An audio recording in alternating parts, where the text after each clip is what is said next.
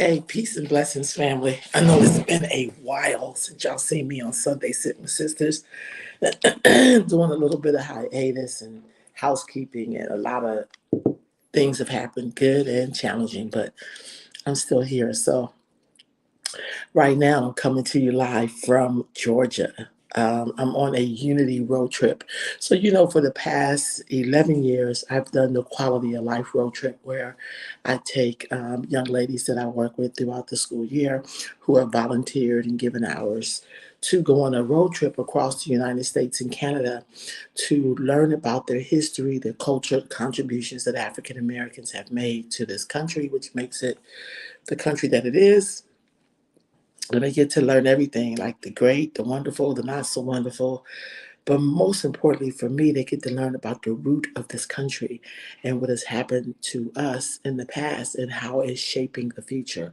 So we visit different museums and colleges and we meet with folks and groups of people. And it's really, really insightful. So I've been doing that for the past 11 years. This year, thanks to Sister Javon Muhammad, I was able to work with her in doing the Unity Road Trip. You're probably thinking, what is the Unity Road Trip? Well, the Unity Road Trip is basically where we take five African American girls, high school age, and five Chinese American girls, high school age, and we take them on the road trip around the United States, if you will, and they get to learn about both contributions to the U.S. So Chinese Americans' contributions from when they came here in the 1800s, and then African Americans when we came here from, some say 1619, some say 1555, however you take it. So we are basically doing that, and it's been very, very insightful because even I get to learn some things too new. I mean, I always learn things new, but I really get to learn some of the cultural things. I think sometimes in some of our communities, we talk as if we know the other side or we know what goes on in certain communities, but there's nothing like talking to people who live it. So that's what the Unity Road Trip is about. I'm drinking some tea this morning because I'm in Georgia and I've been up for about like maybe an hour. I'm doing a little bit of laundry. So anyway, that's what I'm doing. But also along the way, we've been having interesting conversations. What I do find in talking to the girls is that no matter what their background is, economically, politically, socially, whatever, they are all experiencing pretty much some of the same things. So whether if they're talking about their challenges in school or challenges with people's expectations of them, I learned this thing called the model minority. I've never really personally heard of that before, but I guess it exists where people think that Asian Americans, Chinese Americans are the model minority in America. So I learned about that phrase and learned how a lot of them are like rejecting that phrase. Another thing that I'm learning is that Asians are kind of new to this fight of fighting for rights or woke or whatever. Even though, I'll be honest with you, there have been one or two Chinese Americans who have went and mainly lived amongst African Americans and got into the fight that way. But mainly a lot of them have not done that. Like they just kind of lived in their communities because for some reason they were left alone a little bit. I mean, they had their bouts with white people, it's true, but pretty much they were kind of left alone. And plus, when they came to this country, they didn't come here as enslaved people. They came here with money, and they came here to build industry. So there's a different respect level.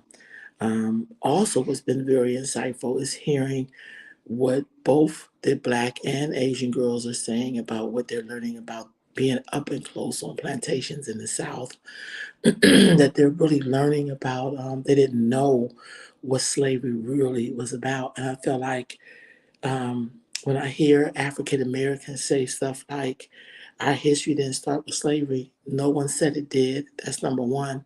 But I must be honest with you, America is great because of slavery. There's no denying that.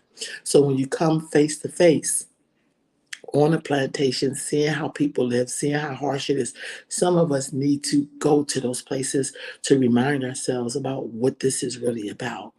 So even the woke people need to go. I think they need to go probably more than the people who we know are dead sleep. So, it's hearing some of their responses. But what I always get to hear from Black girls, because I always pull them to the side, usually it's just us, and we discuss how do you feel about being in this place. I hear the same things from them all the time. And part of those things that I hear is, I got to do better. Like I'm paying attention to the wrong things. I'm distracted by the wrong things. And I think when you think about the reality TV shows and just all the foolishness, fighting or watching fights on YouTube or whatever it is, we be so distracted with what people are doing in their lives that you can't focus on your own life or your own ancestry. I think reparations would be much easier if Black people went to those plantations. We went to Stagville, of course. I go there every year. And normally what we do, we go to Stagville, and then we go about 20 miles or so away from Stagville, still North Carolina, and we go to the Coleman Hawkins Institute, where it shows you what a Black woman did right up out of slavery, well, 20 years out of slavery or so. This woman built a school, and Nat King Cole's wife, that was her aunt, if you will. But this woman educated a lot of people, so much so, this to show you how linked I was to that place and didn't know it. One of my favorite teachers, who's an ancestor now, Mr. Frank Withrow, his mother went to that school. Here's a man who loved on me and took care of me as a student at C.K. McClatchy in Sacramento. So how much I am how much I owe Mrs. Coleman Hawkins, how much I owe Miss Charlotte for doing what she did, because she impacted someone's mother who later impacted me. So that's why we go to those places. That's why we go to those places. So, okay, family. So that's so now we're in Atlanta. We're gonna do some things here in Atlanta. We're here for a couple of days, and then after Atlanta, we're going to the Lynching Memorial, which this would be like my either third or fourth time going. For some reason, I can't see the comments, but it's okay. So yeah, we'll be going there, and that place always rocks my socks. We did go to the African American Smithsonian, and again, that place is incredible. I don't know how you cannot go there and walk away not feeling fantastic.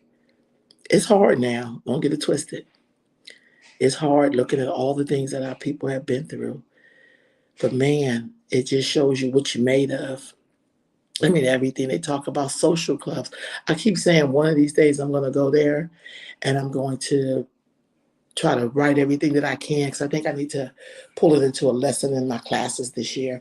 I want to figure out how to take my kids from Sacramento in all my schools this year. So I'll be in Sac City, Folsom Cordova, Elk Grove. I want to take those Black kids to that African American Smithsonian, but I got to figure out how to do it. Like I got to meet somebody with some real money. Like somebody with some money that's willing to invest in Black girls.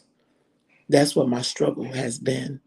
And I got to find someone who can put their money where their mouth is, and not just their mouth where no money is. You know what I mean?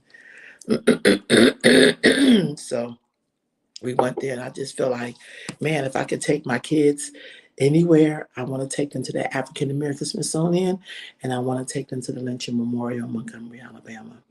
I feel like those are two places. I'm going to figure this out, but I think those are two places that you must go. You must go, because that's a part of the fight. They have documented it all. And I feel like it's for us to pick up and to use in our daily fight, so we just will not be distracted. We won't be waiting for the next cop to shoot a Black person and be upset about that, but then not be looking at like housing loans and the things that are owed to our people. We should be fighting for that. Like fighting for it for real, and not just when somebody does something to us and then we're in the streets. Like, no, we have to move this fight to a different place, because the fight is not really in the streets per se marching. The fight is in us gathering with our family, building with our family. The fight is in us having housing that we own, that our children own. The fight is us gathering back up our families. If you had a falling out with somebody, and if you can rectify it, and you know that it's something really silly, you should probably try to fix it, because now we're moving into the time where Black folks got to be together. We really can't afford to be mad at each other because somebody stepped on your shoe or somebody ate your last piece of whatever you had in the refrigerator. Like, it can't be no silly shit. If somebody has a bad attitude, it's time for us to sit down and talk about it and work through it, because we're coming to the part where we're going to need each other. And I don't mean need each other like, on some BS. I mean, we really, really, really, really, really going to need each other, because it's about to get real, because now things are due. There's some things now that are due that you can't even escape it. So it's time for us to quit BSing and get down to work. So yeah. Um, yeah, I think that's all I want to say this morning. Just want to check in with y'all. I'll be back on point. I got some wonderful things in the cooker. My health has gotten much better. Um, Good morning. I wanted to, oh wow. Yeah, this Stagville place, Mama Chrisanne, it's like, mm, mm, mm. It's yeah, I will be back in Philly on the 16th. I'll be there for 10 days. Some will be going to New York and then do some stuff in Philly, and then I'll have to come down to DC and see Mama Lean. We're moving kind of fast. We're in a huge, huge, huge bus. So, yeah, but hopefully next year it'll be back to working with all the Black girls again. Though I do love the unity, I love having both groups. I do really miss when we just center ourselves. So I think that sometimes, I'm telling you what the lesson has been for me, having the Asian girls here and looking at their culture, is that we are so far behind. But yet, even in us being behind, we have still kicked the door open for everybody else to be here the way they want to be here. So with that, it lets me know that next year I got to go even harder, and I got to pull some people together to help me get money to do this dream, like, bigger, because our Black girls deserve the investment. One thing I will say, that in our Black girls, there's a fight. They have fight in them. And when we went to some of those places, we went to the Least We Forget Museum in Germantown, which laid the foundation so beautifully for us to go to that African American Smithsonian. And then it's really helped us to understand Stagville, because they actually got a chance to touch artifacts. I talked to them about energy, and when we was in those enslaved quarters where people lived, the girls, like, it was just, the energy was there. But because they have such fight in them, they have a lot of fight in them. We got to teach them where that fight comes from and what they supposed to do with it. So I tell you, sorry about that, y'all. Try to pick my cup up. I tell you this though, for some reason, I feel so heavily the energy of the ancestors. I feel like I'm walking in their footsteps. And every time I think I'm about done with this, they roll up on me and they remind me that you're not finished. Your journey has just begun. You ain't finished with nothing. We sent you here to do exactly what you're doing now. When we were standing in Stagville, in those enslaved quarters where people lived, I was reminded, like at a bulk, like I was reminded. I was reminded that my ancestors went through all of that because they knew that I was coming. And I had to remind my girls. because they was boo-hooing. And I was like, man, your ancestors was clearing the road. Their surviving cleared your road. So we get to stand here and do whatever we want to do, whatever we do with our time. But do remember that it was the people who survived places like this. It was people who were dreaming of days that they knew they would never, ever see. It was people who had hope, and you are that hope. And I think they really understood that. And I was like, in your tears is like a blessing for them. It's like showers for their spirit. It was so powerful. And I really believe sometimes it's the ancestors reminding me that when I came onto the planet in 1971, October the 18th day, that they was like, girl, we got work for you. We had to send you down here to help remind people of, you know, what it is that we're doing and why they've come to the planet right now. So I'm very grateful for this trip. I'm very grateful. I always love watching young people's eyes light up because I want them to go back to their communities and never be the same. I want them to go back to their communities with some fire. I want them to go back to their communities, you know what I'm saying? And never forget, like, we supposed to be here doing something. And I think sometimes we miss that because we get distracted. We get so distracted. You know what I'm saying? We get so distracted.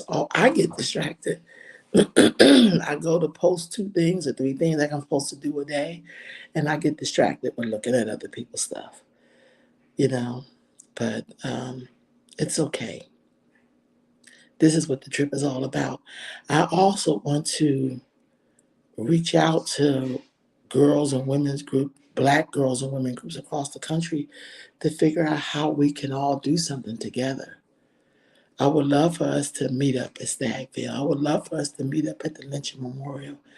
I would love for us to meet up in a place that would connect us to the history, but also help push us through to the future. I don't know what that looks like yet, but I know that it's coming. So anyway, I am coming live from the 2022. I just see it says 23. I do not have my glasses on, so I can't really see like the small print, but and I'm gonna check back in with y'all. Have a great Sunday. Thank you for listening.